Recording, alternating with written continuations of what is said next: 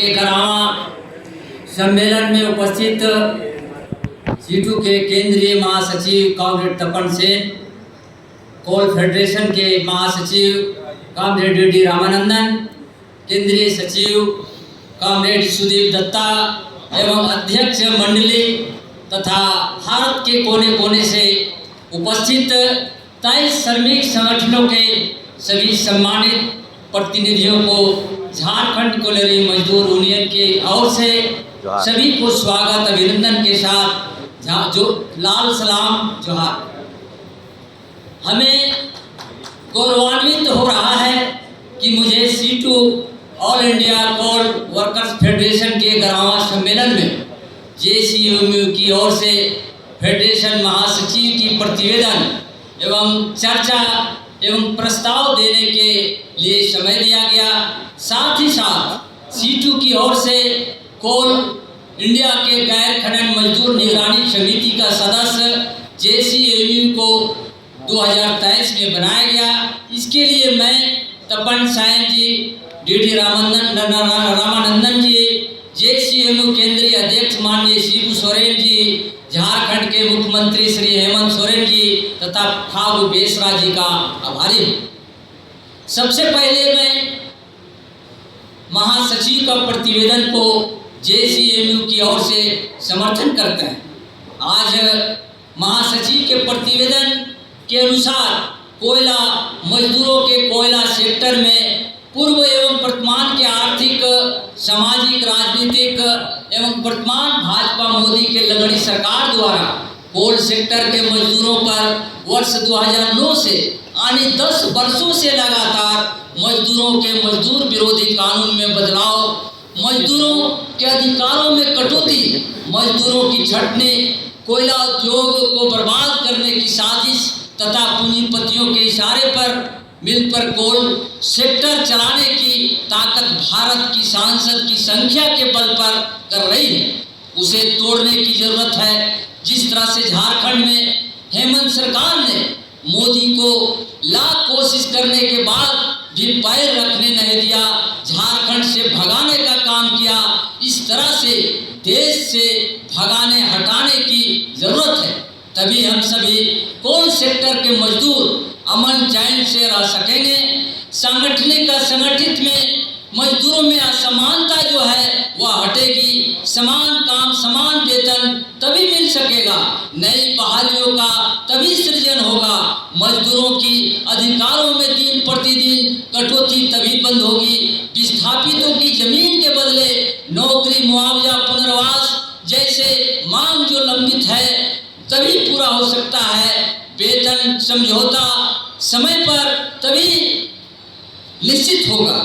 इतना ही नहीं, 930 के तहत आश्रितों, कोल आश्रितों, मजदूर आश्रितों की बहाली जो रुकी हुई है तभी संभव है। कोल सेक्टर के असंगठित मजदूरों के हाई पावर कमेटी के निर्धारित न्यूनतम मजदूरी तथा अन्य सुविधाएं तभी मिल सकती है और कोल और सेक्टर के अधिकारी की संख्या तभी घटेगी और मजदूर की संख्या तभी बढ़ेगी। इसके लिए हम सभी को एकजुटता होना होगा।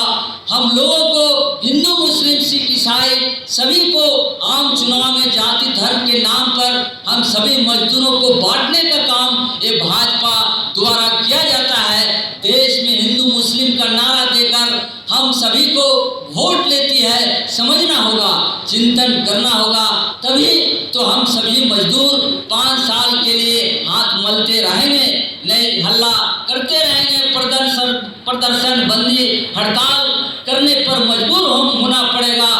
तभी अभी से ही तैयारी देश के भाजपा मोदी लगड़ी सरकार को 2029 में हटाने भगाने के लिए हम सभी को कमर कसने की जरूरत है। आज मुख्य रूप से दिनांक 20 मई 2025 को आम हड़ताल को सफल बनाकर केंद्र के भाजपा मोदी लगड़ी सरकार को बताना है कि देश के सभी मजदूरों के ताकत को पहचानो और पूंजीपतियों के साथ जो मिलकर देश चलाने की मंशा को आप हटाओ, तभी तो आप 2029 से पहले अपंग हो जाओगे। चेतावनी हम सभी अब 2020 के आम हड़ताल में देना चाहते हैं। हम तभी देंगे जब हम सफल होंगे, हड़ताल को सफल करेंगे और अभी से ही हम सभी को एकजुटता से कमर कस लेने की जरूरत है।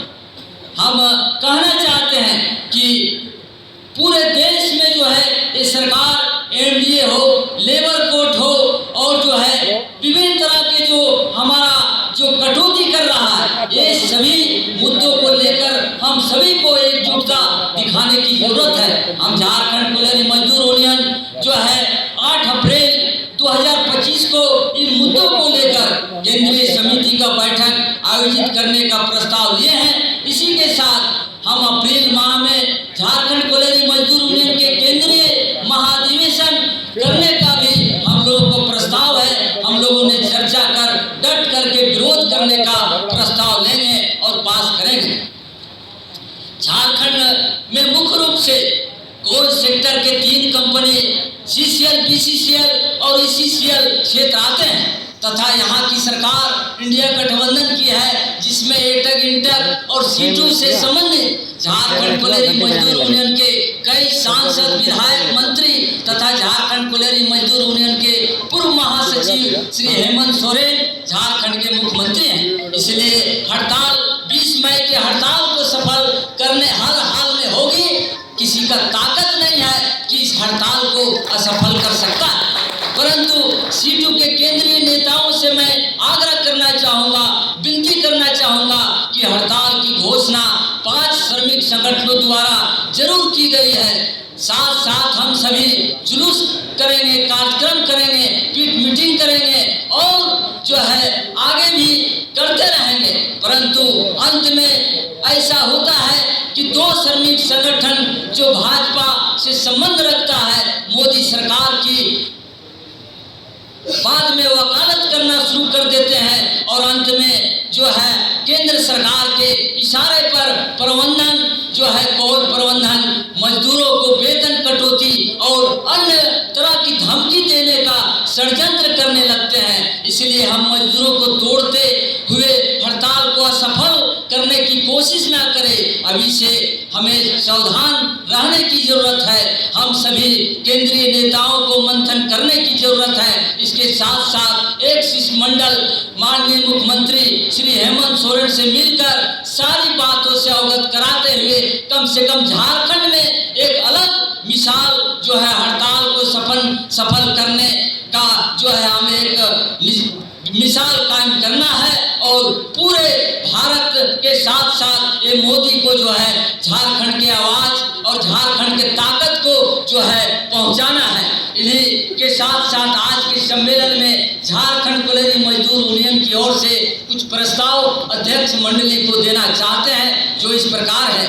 कोल इंडिया में गैर अधिकारी से अधिकारी बनाए जाने का जो 7 वर्ष का कार्यकाल है, उसे हटाकर 3 वर्ष करते हुए केडर स्कीम बनाई जानी चाहिए। दूसरा है वर्ष 2017 में कोल सेक्टर के अवकाश श्रमिकों के बकाया ग्रेच्युटी का भुगतान करवाया जाए। तीसरा है 2022 फरवरी माह से कोल इंडिया के सेट पद्धति के कारण 13 दिन का बकाया वेतन का भुगतान करवाया जाए। चौथा में कोल इंडिया के अंतर्गत सभी विभागों के रिक्त पदों के अनुसार नई नियुक्ति हेतु पद सृजित कर कार्यरत मजदूरों एवं बाहर के टेक्निकल योग्यता मजदूरों को अवसर दिलाने का कार्य करवाया जाए। आगे है कोल इंडिया के सभी कंपनी में विस्थापितों के ली गई जमीन के बदले नौकरी, मुआवजा एवं पुनर्वास नए नियम बनाकर देते हुए कोयले का विस्तार करवाया जाए।